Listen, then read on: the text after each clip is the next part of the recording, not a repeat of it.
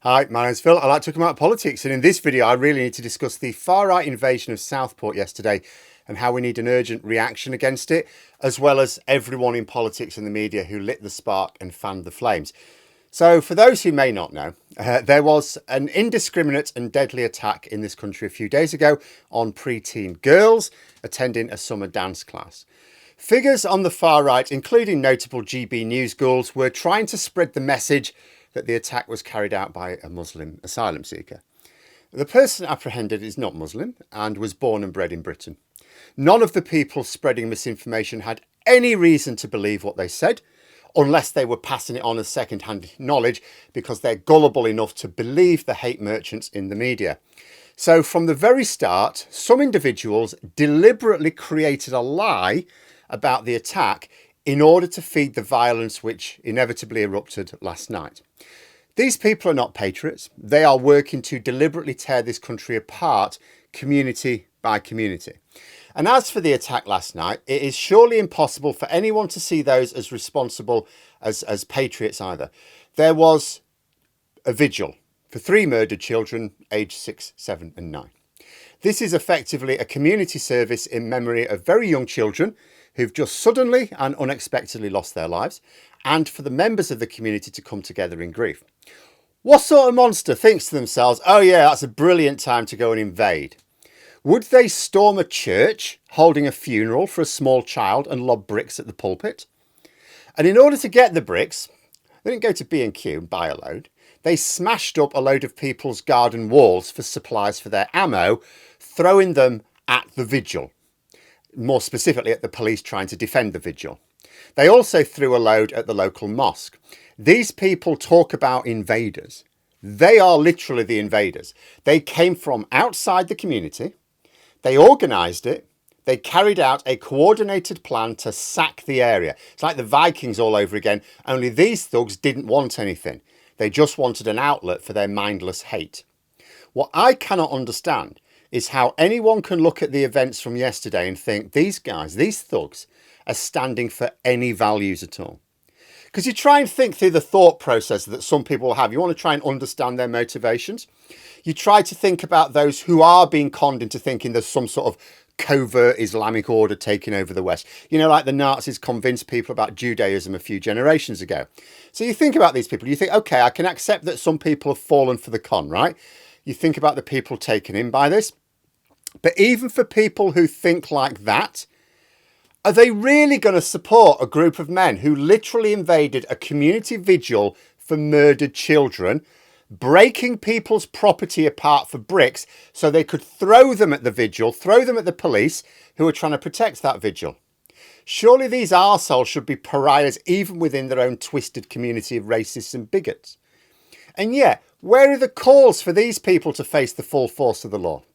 Where are the calls for people lobbing bricks at police, injuring several, including 3 police dogs, to have their heads stamped on? When there was an actual community backlash in Leeds recently, the same GB News ghouls were all over Twitter. That's how I mostly watch them. I don't watch GB News. They're all over Twitter calling the police should be going in mob-handed, crack skulls, get in there, get stuck in. There were no calls here. None, not a single one. Darren Grimes is doing what he always does when there's far-right violence. He attacks the characteriser. Oh, who says they're far-right? That's all he did. That's his only comment on it. You know, not a word from him on Twitter about, you know, the appalling violence. Not a word from him about how the police should have given them what for. Not a single tweet calling for the invaders to be shown the full force of the law. The same from other far-right gobshites as well. They pour fuel on the fire, then they make excuses when there's a flare-up. No condemnation for the violence from the Reform UK crew. I looked at Lee Anderson, Nigel Farage, they're both active on Twitter. Even while their voters, because these are their voters, were ripping people's property down to throw at a vigil for murdered children. What were they doing? Not a single comment. Instead, what they were doing is finding footage of black kids to post online and stir up the next bit of racial hatred hundreds of miles away, a couple hundred miles away. The only silver lining is that we now have a government who will unequivocally condemn the violence for what it is. Not one who tries to walk some sort of line between, oh yeah, we need to condemn this, but not upset the bigots because we're already losing too many votes to Reform UK. I had a little look. James Cleverly, the Tory shadow Home Secretary, was the Home Secretary, therefore was in charge of the police, but he's still now responsible for sort of backing the police. Nothing to say about it on Twitter, but he was on Twitter yesterday. He had time to tweet and retweet a few things yesterday, like on housing. He's the Home Secretary or Shadow Home Secretary. Not a single tweet about an assault on the police.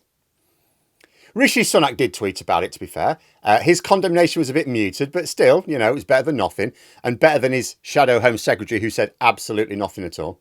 But political condemnation alone will do nothing until more people in this country see who it is really attacking the country, like really attacking the country. Because it's worth pointing something else out as well.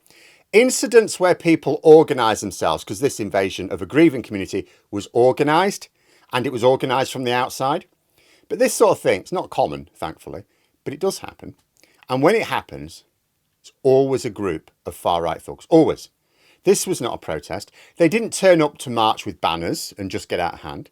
They didn't turn up to speak on a stage. They descended on a town, grieving for the loss of young lives, in order to destroy that town. And they chose to do so at a very specific time, when that community was holding a memorial for the murdered children. They deliberately chose the timing to inflict as much damage to a British community as they could. Think about that. There are different groups in this country who I would describe as motivated by hate. They're not all on the right. There are several groups. They all need to be challenged. But there is only one group who organises like this to actually commit mass violence, to actually deliberately destroy communities. It's always the far right, isn't it? Those who think Nigel Farage is some sort of messiah, those whom the Tories have given an easy ride to because they've tried too hard to win their votes by appealing to their hatred, instead of, you know, just fixing their lives so maybe they wouldn't have to be quite so hateful. But their heroes, Farage, Tommy Ten Names and so on, they're not heroes. They're cowards. They spread lies and misinformation from a safe distance, and then when others act on it in a wave of destruction, just like last night, nowhere to be seen. They're not there. They're not even commenting on it. They just start stirring up the next attack on a British community. Farage and Anderson said nothing on Twitter about the attacks in Southport last night. Not even checked this morning, not a word. They'd done their evil work and we're now trying to create another flashpoint, this time in Southend, other end of the country. Tommy Robinson, another grifter, he's fled the country again on his Irish passport after this latest assault on Britain. These people are cowards who are making a fortune exploiting poor people by convincing them their crap lives are caused by someone thousands of miles away whose home was blown up in a war. It's not. Their lives are crap because of the sort of vampires they give what little money they have to so they can live like princes. But like I said before, the way to deal with populism, you have to make people's lives better, worth living. Don't give them a reason to hand over their support and cash to these ghouls. Don't give them motivation to trash their own community or anyone else's community.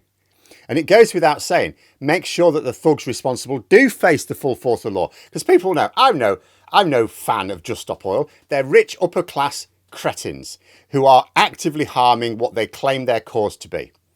But if once the legal process is over here, if at the end of it someone says, hang on a minute, how come people that blocked the M25 got harsher prison sentences than people who literally descended on a town from outside, threw missiles at a vigil for murdered girls and destroyed people's property? How is that a thing? That will really make a mockery of justice. But we need to do more than just punish those who carry out the violence. They're at the tail end of things. We need the government to get serious about ways of working on cutting the head from the serpent. Because you need consequences, serious criminal consequences really, for deliberately spreading misinformation. Until you get that, what hope is there? You know, if you can stop the relatively small number of people who are currently rewarded for telling dangerous lies, you know, you'll massively reduce the much greater number of people who believe it. But there we are. Those are my thoughts. If you enjoyed the video, please subscribe for further content and click the like button. You can also sign up for memberships if you'd like to support the channel further. Thanks for watching, and until next time, I'll see you later.